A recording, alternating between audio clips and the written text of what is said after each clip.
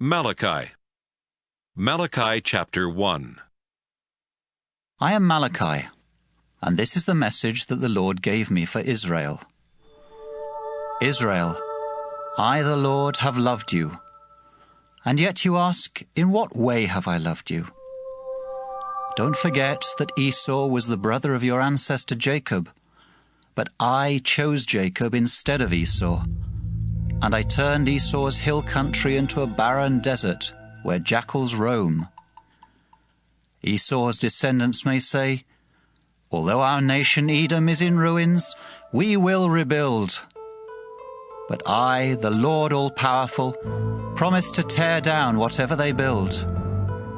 Then everyone will know that I will never stop being angry with them, as long as they are so sinful.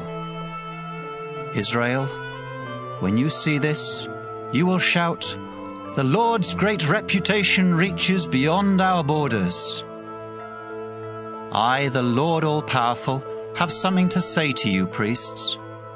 Children respect their fathers, and servants respect their masters.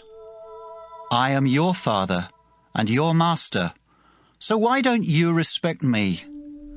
You priests have insulted me, and now you ask, How did we insult you? you embarrass me by offering worthless food on my altar. Then you ask, How have we embarrassed you? you have done it by saying, what's so great about the Lord's altar? But isn't it wrong to offer animals that are blind, crippled, or sick? Just try giving those animals to your governor. That certainly wouldn't please him or make him want to help you. I am the Lord God all-powerful, and you had better try to please me. You have sinned. Now see if I will have mercy on any of you. I wish someone would lock the doors of my temple so that you would stop wasting time building fires on my altar. I'm not pleased with you, priests, and I refuse to accept any more of your offerings. From dawn until dusk, my name is praised by every nation on this earth as they burn incense and offer the proper sacrifices to me. But even you priests insult me by saying, There's nothing special about the Lord's altar, and these sacrifices are worthless. You get so disgusted that you even make vulgar signs at me. And for an offering, you bring stolen animals, or those that are crippled or sick. Should I accept these? Instead of offering the acceptable animals you have promised, you bring me those that are unhealthy. I will punish you for this, because I am the great King, the Lord all-powerful, and I am worshipped by nations everywhere. Malachi chapter 2. I, the Lord all-powerful, have something else to say to you, priests. You had better take seriously the need to honor my name. Otherwise, when you give a blessing, I will turn it into a curse. In fact, I've already done this, because you haven't taken to heart your duties as priests. I will punish your descendants, and rub your faces in the manure from your animal sacrifices, and then be done with you. I'm telling you this so I can continue to keep my agreement with your ancestor Levi.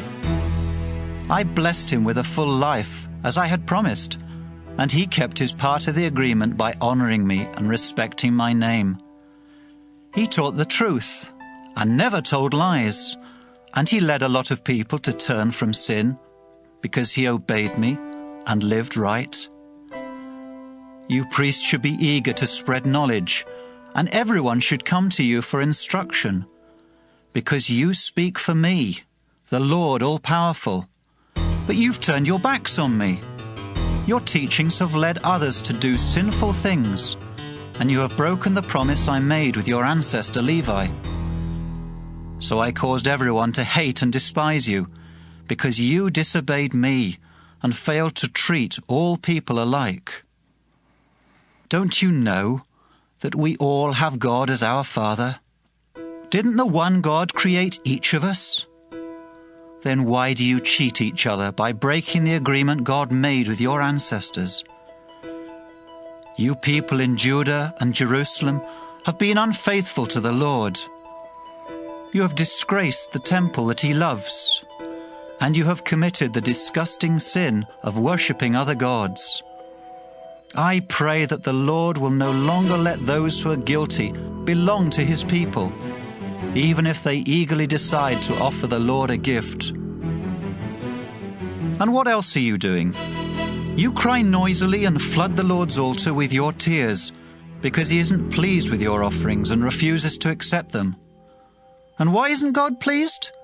It's because he knows that each of you men has been unfaithful to the wife you married when you were young. You promised that she would be your partner, but now you've broken that promise. Didn't God create you to become like one person with your wife? And why did he do this? It was so you would have children and then lead them to become God's people. Don't ever be unfaithful to your wife. The Lord God all-powerful of Israel hates anyone who is cruel enough to divorce his wife. So take care never to be unfaithful. You've worn out the Lord with your words, and yet you ask, How did we do that? You did it by saying, the Lord is pleased with evil and doesn't care about justice. Malachi chapter 3. I, the Lord all-powerful, will send my messenger to prepare the way for me. Then suddenly the Lord you are looking for will appear in his temple. The messenger you desire is coming with my promise, and he's on his way. On the day the Lord comes, he'll be like a furnace that purifies silver, or like strong soap in a wash basin. No one will be able to stand up to him. The Lord will purify the descendants of Levi as though they were gold or silver. Then they will bring the proper offerings to the Lord, and the offerings of the people of Judah and Jerusalem will please him, just as they did in the past. The Lord all-powerful said, I am now on my way to judge you, and I will quickly condemn all who practice witchcraft, or cheat in marriage, or tell lies in court, or rob workers of their pay, or mistreat widows and orphans, or steal the property of foreigners, or refuse to respect me.